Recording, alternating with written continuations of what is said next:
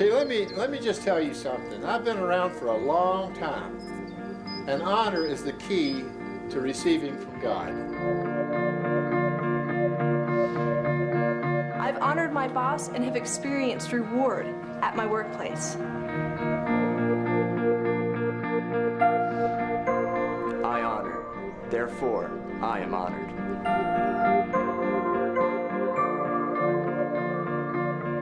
Meu Deus, vocês são maravilhosos! Amém? Amém! Sejam bem-vindos! Bem-vindos à sessão número 11. Uau, mal dá para acreditar que estamos perto da última sessão, tem sido tão divertido. Estamos falando sobre honrar aqueles que nos foram confiados. Esta é a parte 2, a última foi a parte 1. Falamos de filhos, de pessoas que trabalham para nós e vamos falar de... A parte 2 é sobre esposas hoje, certo? Então sente-se, vamos entrar na palavra de Deus e vamos nos divertir hoje. Eu amo essas sessões. Certo, eu quero que você abra sua Bíblia comigo em 1 Pedro capítulo 3. 1 de Pedro capítulo 3. Agora, não são só os filhos que estão debaixo de autoridade, mas também a esposa, porque o marido é o cabeça. Todos dizem amém? Certo? Então Pedro diz em 1 Pedro 3,7, agora deixa eu dizer isso primeiro. Primeiramente eu vou ler na Nova Tradução Viva, então se você não tem a Nova Tradução Viva, apenas olhe para mim. Mas Pedro diz assim, da mesma maneira, vocês maridos devem dar honra, repitam, honra, devem dar honra às suas esposas, tratá-las com entendimento ao viverem juntos.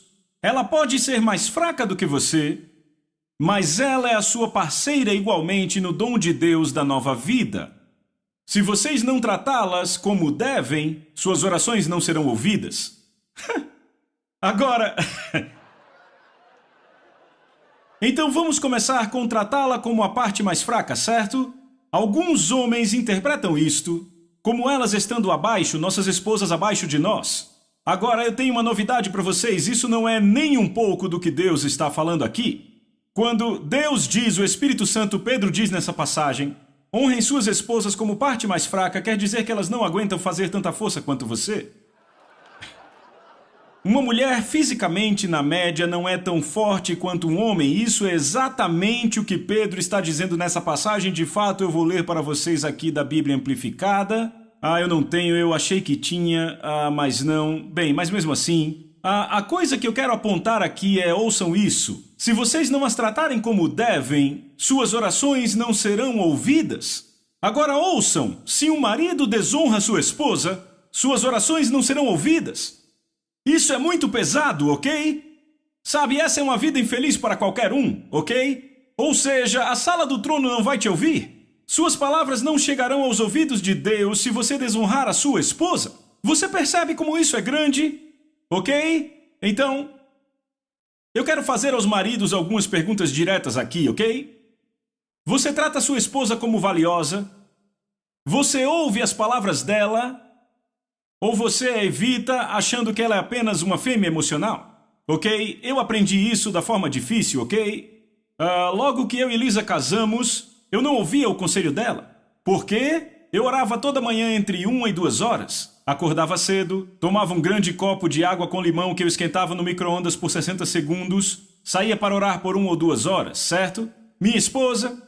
A minha percepção da vida de oração da minha esposa era 10 minutos no banho. Agora, como costumo falar, Lisa, numa tenra idade, desenvolveu a comunhão com o Senhor. Sabe, Smith Wigglesworth uma vez disse, eu nunca oro mais que 15 minutos, mas nunca passo 15 minutos sem orar. E esse era o tipo de estilo de vida da Lisa. Então lá estava eu orando, e a minha esposa, sabe, nas grandes decisões e questões da vida, ela fazia algumas afirmações e eu dizia, não, é isso que vamos fazer isso. E sabe, acontecia que 90% das vezes ela estava certa. Então isso começou a me irritar de verdade, ok? Sabe, eu continuava orando sobre aquilo e eu dizia, Deus, eu não entendo isso. Eu oro de 1 a 2 horas por dia, ela ora apenas, 10 minutos no banho, e na maioria das vezes ela está certa. É melhor você me explicar isso? Certo, essa era a minha percepção da oração dela, ela vivia uma vida de oração, mas para mim, na minha visão imatura, era só 10 minutos. Imediatamente Deus falou comigo e disse, filho, desenhe um círculo, vamos lá, repita desenhar um círculo. Então eu tenho um papel aqui e vou fazer exatamente o que ele disse. Eu vou desenhar um círculo. Eu desenhei um círculo. Ele disse, agora ponha vários X no círculo. Então eu fui, pus um X, outro X, outro X, outro X, mais outro e outro X. Desenhei X por todo o círculo. Certo, eu fiz isso, tá? Ele disse, agora desenhe uma linha bem no meio do círculo. Então eu fiz isso, uma linha bem no meio do círculo. Ele disse, agora, filho, este círculo representa você e Lisa. Ele disse, vocês são uma carne. Ele disse, cada uma dessas metades são vocês individualmente. Aqui está você. E ele disse, aqui está Lisa. Ele disse, os X representam sabedoria, conselho, conhecimento revelado que você precisa de mim para tomar decisões sábias. Ele disse, você vai notar que 50% das informações estão do lado dela. Ele disse, você só tem 50% das informações. Ele disse, você como líder deve ser sábio e aprender como atrair o que eu mostrei a ela, para que você como líder da família possa tomar decisões com todo o conselho de Deus, não metade. Pegaram?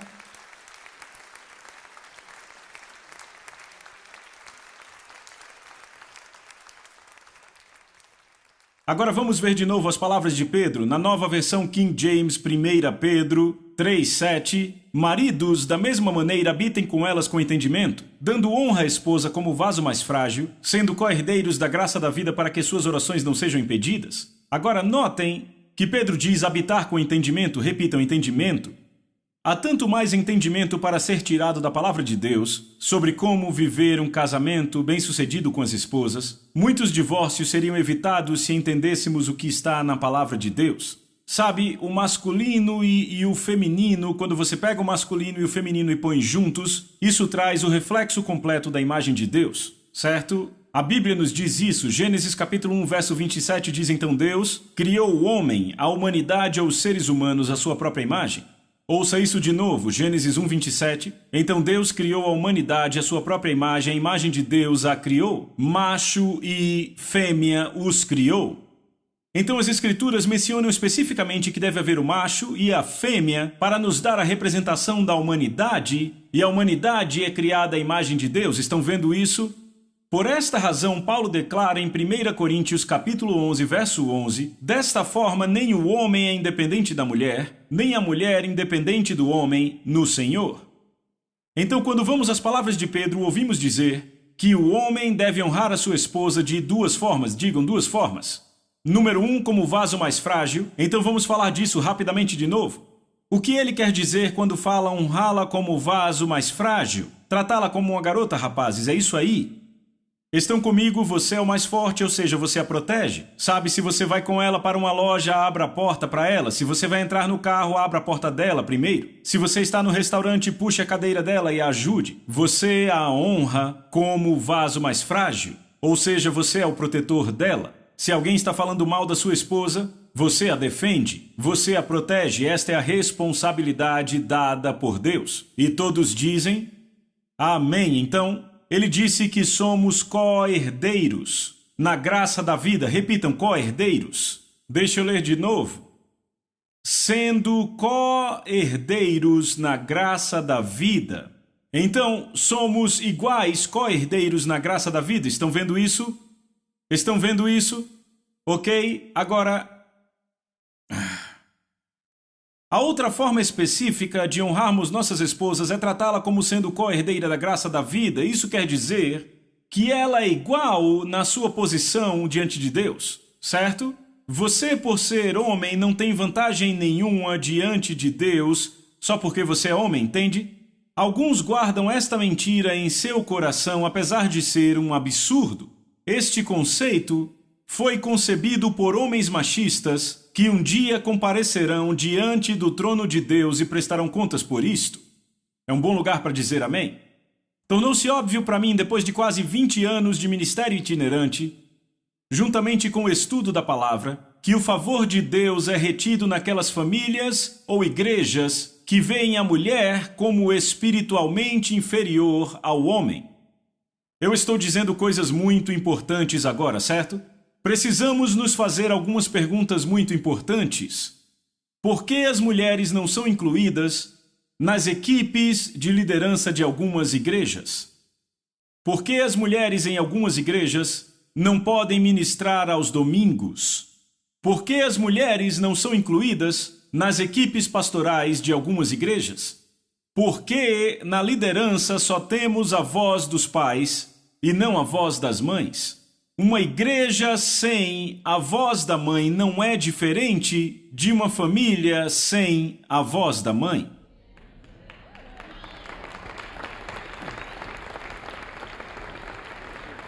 Uma igreja sem a voz da mãe não é diferente de uma família sem uma mãe. Apenas com um pai para criar os filhos pode ser feito, ouçam, isso pode ser feito, mas uma influência muito significativa se perde e os filhos sofrem. Agora deixa eu fazer uma afirmação. Em famílias onde a mãe tragicamente morreu, ou possivelmente foi embora por causa de um divórcio, Deus dá graça ao homem se o homem está criando os filhos para criá-los, ok? No entanto, quando as igrejas evitam as vozes das mães, a graça falta. Por quê? Porque a igreja está evitando a sabedoria de Deus. Vocês podem protestar, mas a Bíblia diz que o líder deve ser esposo de uma só mulher. Bem, vamos falar disso? Paulo fala isso em 1 Timóteo 3, versos 1 e 2. Na versão do inglês de hoje, o líder de igreja deve ser sem culpa, ele deve ter apenas uma esposa. Ok? Agora, por favor, podemos falar disso? Ele só deve ter uma esposa. Certo? Agora lembre que Paulo está escrevendo para pessoas que naquele tempo só tinham o Velho Testamento, certo? No Velho Testamento você vai encontrar muitos homens que tinham mais que uma esposa. Abraão teve mais que uma esposa, Jacó teve mais que uma esposa, Davi teve mais que uma esposa. Podemos continuar e a lista continua, ainda bem que temos uma audiência esperta aqui, não é? Você não encontra em lugar nenhum do Velho Testamento uma mulher que foi casada com múltiplos maridos. Nem isto era favorável para uma mulher ser casada com muitos maridos, não era permitido pela lei. Estão comigo? Então, por que Paulo teve que dizer desta forma que um líder deve ser marido de uma só esposa? Porque nenhuma esposa nos costumes do Velho Testamento tinha mais que um marido? Vocês estão comigo? Então, se você realmente quer ser dogmático porque você acha que eu estou forçando a barra, bem, se você for realmente literal com o que Paulo diz, isso significa que absolutamente nenhum solteiro pode ser líder na igreja, porque não é marido de uma só esposa. Então o que Paulo fez? Ele se eliminou da liderança. Vê como isso é absurdo, como podemos ter a mente fechada e como vemos a coisa de uma forma tradicional e não como a palavra diz, ok? O corpo de Cristo tem sido aleijado devido à desonra demonstrada às mulheres. No entanto, a boa notícia é que não vai ficar desta forma.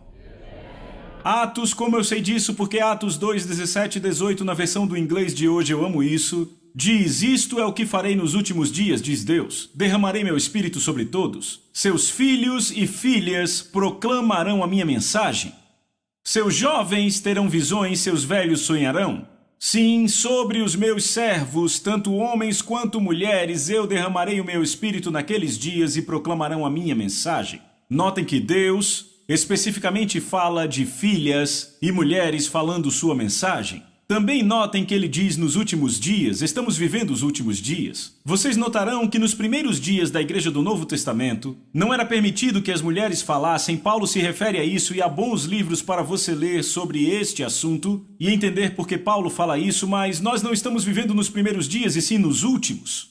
Estão comigo? E é aí que Deus fala, meus filhos e filhas. Isso também foi previsto pelo salmista. Salmos 68:1 diz: o Senhor deu a palavra e grande é a falange das mensageiras das boas novas. Agora devemos perguntar, de quem especificamente Deus está falando aí? A resposta na Bíblia Amplificada: o Senhor dá a palavra de poder. As mulheres que levam e publicam as boas novas são um grande exército. Salmos 68:11 na Amplificada, eu vou ler na versão do inglês de hoje. Diz: o Senhor deu uma ordem e muitas mulheres levaram esta notícia. Deixa eu ler aqui a Nova Tradução Viva. O Senhor anuncia vitória e multidões de mulheres gritam as felizes notícias. Isso não é bom? As mulheres devem proclamar a palavra de Deus. E não somente a outras mulheres, mas também a homens. E vemos este exemplo na vida de Jesus. Não é interessante que a primeira evangelista que ele comissionou foi Maria Madalena? Estão comigo? Eu vou ler João capítulo 20, versos 17 e 18. Jesus diz: não me detenhas, porque ainda não subi para o Pai, mas vai ter com meus irmãos e dize-lhes: subo para meu Pai e vosso Pai, para meu Deus e vosso Deus. Então saiu Maria Madalena anunciando aos discípulos, que eram homens, viu o Senhor e contava que ele lhe dissera essas coisas. Então, além de ser a primeira evangelista, ela também foi profeta, porque profeta é aquele a quem o Senhor fala diretamente. Estão comigo? E é interessante, se você estudar e se aprofundar mais, verá que não foi só Maria Madalena, mas a Maria, mãe de Tiago, e também Joana, que foram contar aos discípulos as boas novas da ressurreição do Senhor. Amém? Eu acho muito interessante que a primeira a falar aos outros no templo sobre a vinda do Messias, quando Jesus era apenas uma criança, foi a profetisa Ana. Veja, Simeão reconheceu a Jesus primeiro, mas ele falou apenas com José e Maria sobre Jesus. Mas aquela, se você estuda a Bíblia com cuidado, que proclamou a todos no templo foi Ana, uma mulher. Grandes são as multidões de mulheres que proclamam as felizes notícias, veem? Eu disse, veem isso? Não é interessante também que Filipe, o evangelista, no livro de Atos, teve 4 filhas virgens que pregavam o evangelho? Deixa eu ler aqui, Atos 21, verso 9, diz assim: ele tinha 4 filhas não casadas que proclamavam a mensagem de Deus. Quando os homens alimentarem o chamado de Deus na vida de suas esposas, eles receberão uma grande recompensa. Repitam, grande recompensa. Agora eu quero dizer isso de novo. Em todas as viagens que fiz, as igrejas com maior favor e graça de Deus foram as igrejas onde se viam homens e mulheres co-herdeiros da graça da vida, homens que honravam as mulheres desta forma, e onde não havia homens acima das mulheres. Eu vou a igrejas onde homens estão acima das mulheres, onde mulheres não podem pregar, nota-se uma pressão, um impedimento da graça e da bênção de Deus. Eles têm alguma bênção porque Deus sempre quer abençoar seus filhos, mas não tem a bênção completa de Deus. Repitam, a bênção completa. Agora, eu vi isso na vida da minha própria esposa. Eu vi a bênção chegar à minha vida por honrá-la como co-herdeira da graça da vida. Eu nem sempre pensava assim, eu costumava ser bem machista no meu pensamento e nas minhas opiniões, ok? Mas eu era um jovem muito aberto. Sabe, eu era limitado em algumas áreas, mas sempre achei que a mulher poderia pregar o evangelho. Eu pensava, qual o problema? A mulher é tão capacitada quanto o homem para isso.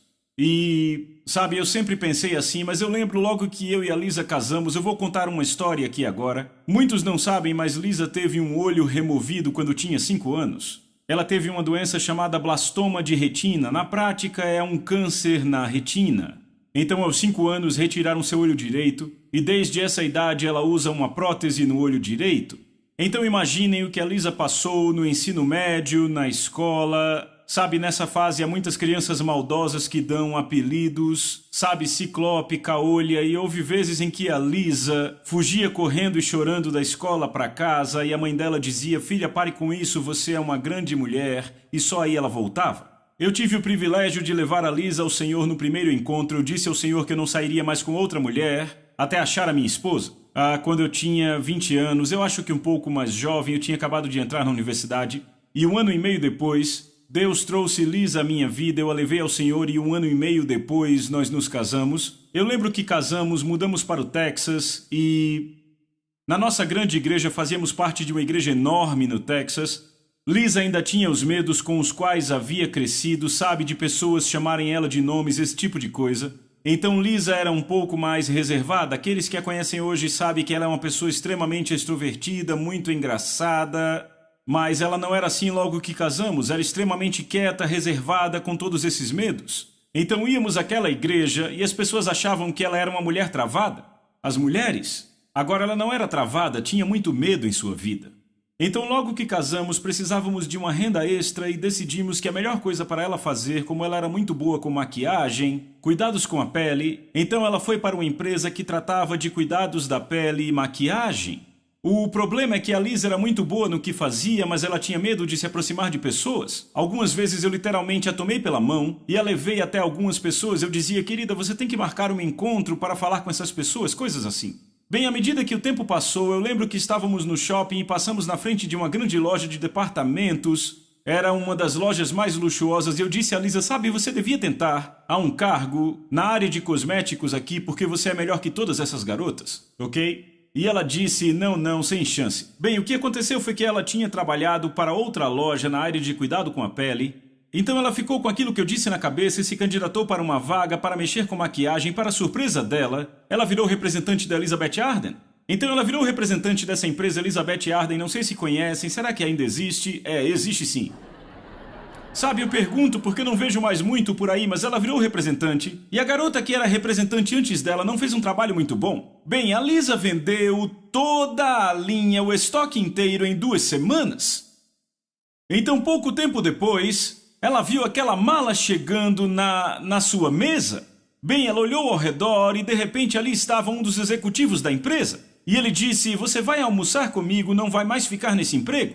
E ele a encorajou a participar de uma entrevista, porque ele era um dos grandões. Para ser supervisora de contas, ela passou na entrevista e agora tinha debaixo dela 16 lojas em Fort Worth, Dallas, além de uma loja em Albuquerque e uma loja em Oklahoma. Então eram 18 lojas no total, certo? E 2 anos depois ela foi promovida outra vez, cuidando de 7 estados. Virou coordenadora de contas, tomava conta de 7 estados. E sabe o que deram a ela? Um salário enorme. E um Ford Thunderbird novinho da empresa. Adivinha quem pegava carona e às vezes dirigia o carro da empresa? Recompensa da honra, pegaram? Então, alguns anos depois, nos mudamos para a Flórida, onde eu me tornei pastor de jovens de uma igreja muito grande. Sabe, era um grupo grande, e eu lembro que eu chegava em casa e a Lisa começava a pregar para mim, ela dizia, olha o que eu achei, eu estava lendo a Bíblia e eu ficava, uau, meu Deus, essa mulher pode sim pregar a sua palavra? Então, uma vez eu disse, eu quero que pregue para os jovens, e ela disse, não. Então eu falei para o grupo de jovens sem permissão dela, eu disse, na próxima semana, minha esposa vai pregar. E ela, o quê? Eu não acredito que você fez isso, quase tudo que eu sei você já prega o tempo todo. Eu disse, não, querida, você está cheia da palavra de Deus, vai até lá e prega a palavra. E eu digo, os jovens se apaixonaram por ela. É claro que ela enfrentou alguma oposição. Sabe, da primeira vez que ela pregou, uns 5 jovens levantaram e foram embora. Eu lamento, mas eles que perderam. Mas todos simplesmente a amaram. Eu comecei a pôr ela para pregar periodicamente, ok? Agora, você tem que entender, eu vou voltar aos tempos do colégio. Lá na faculdade, Lisa tinha que terminar 2 cursos para se formar na faculdade, oratória e escrita. Estão comigo? Bem, a Lisa achava que era muito injusto fazer o curso de oratória porque todo mundo chamava ela de caolha, de ciclope e ela tinha que se levantar na frente de todos e falar. Então ela foi ao cara da coordenação e disse, sabe, eu não vou conseguir fazer isso, você me conhece. Ele disse, você está certa, você é inapta, não precisa fazer. E ele a aprovou. E ela disse, outra coisa que não consigo fazer é escrever, porque você sabe que eu tenho que ficar olhando de lado. E ele disse, certo, e a aprovou também. E assim foi. Agora, ali está ela, no grupo de jovens, falando com eles, e de repente o meu pastor me lança no ministério que estamos agora. E agora o que acontece é que viajamos pelo país, e eu comecei a fazer o mesmo que fazia ao redor do país. Eu ia para muitas conferências e me chamavam para pregar, e eu lembro que em uma conferência eu disse a todo mundo na sexta-noite, querem saber? Eu estou escalado para pregar amanhã às 9 da manhã, mas eu não vou pregar, a Lisa vai. Bem, ela não fazia nem ideia que eu faria aquilo. Naquela noite, ela ficou com tanta raiva de mim que me deixou acordado até as 3 horas da manhã. E ela, o que você pregou hoje à noite? Porque ela estava colocando as crianças para dormir e então eu disse, preguei isso e isso. Ela disse, você pregou minha única mensagem? O que é que eu vou pregar amanhã de manhã? Então, finalmente, às 3 da manhã, comecei a rir. Fiquei rindo e disse, quer saber, Lisa? Você vai pregar daqui a 6 horas. Não acha que é melhor dormir antes de pregar? Aquela manhã ela levantou e arrasou. Ela foi fantástica, eles a amaram, ela mandou muito bem. E eu continuei fazendo aquilo. Sabe o que aconteceu? Começou a chegar um tempo que diziam, queremos sua esposa para pregar, queremos que a sua esposa pregue aqui e ali. E sabe o que ela faz hoje? No outono passado ela falou para 90 mil mulheres. Há 2 meses atrás ela falou para 17 mil mulheres na Austrália. Há apenas um mês atrás ela falou para 5 mil mulheres em Londres, Inglaterra. Não é interessante que ela fugiu do curso de oratória e aqui está ela pregando para milhares de mulheres no mundo?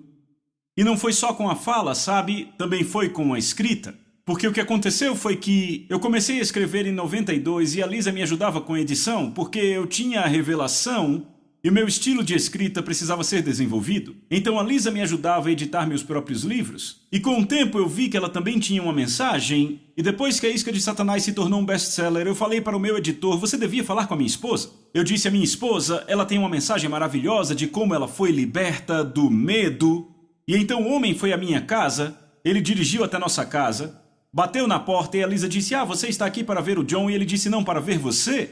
Ele disse, seu marido falou que você tem uma mensagem e eu quero que você compartilhe com o nosso time. Ela foi falar com a equipe e quando terminou disseram, seu marido dizia que você tinha uma mensagem, mas agora é diferente, eu sei que você tem uma mensagem, nós sabemos, você vai escrever um livro?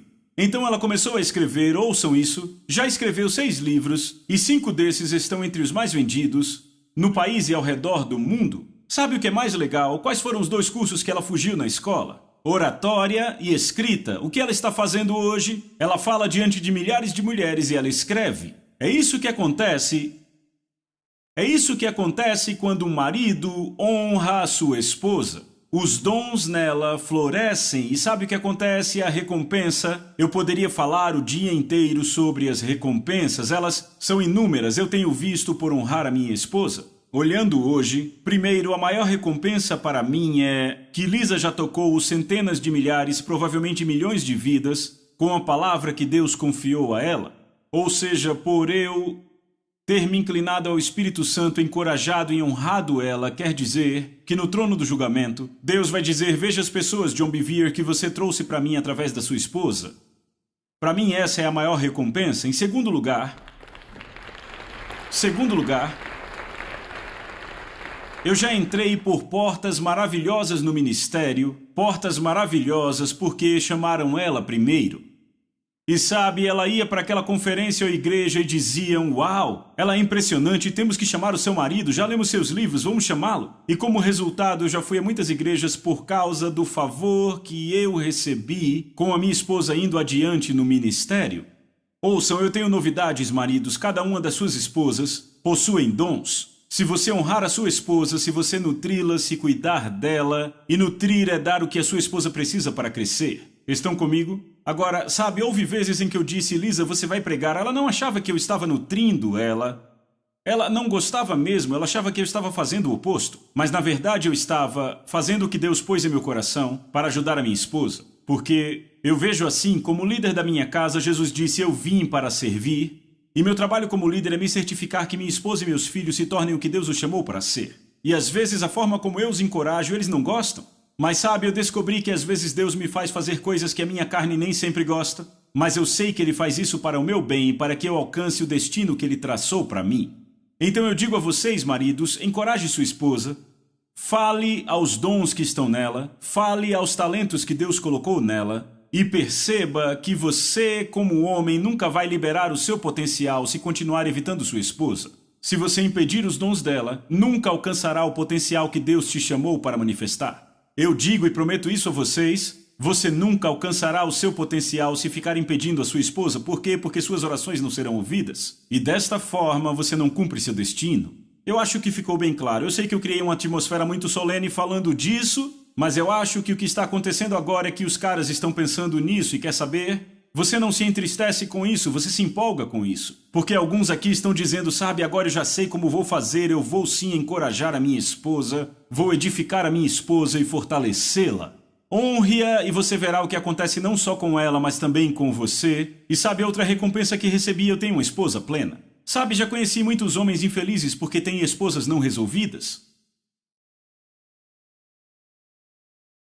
Quando você é casado com uma mulher plena, você tem um lar feliz e sabe o que dizem? Esposa feliz, vida feliz. Vejo vocês na próxima.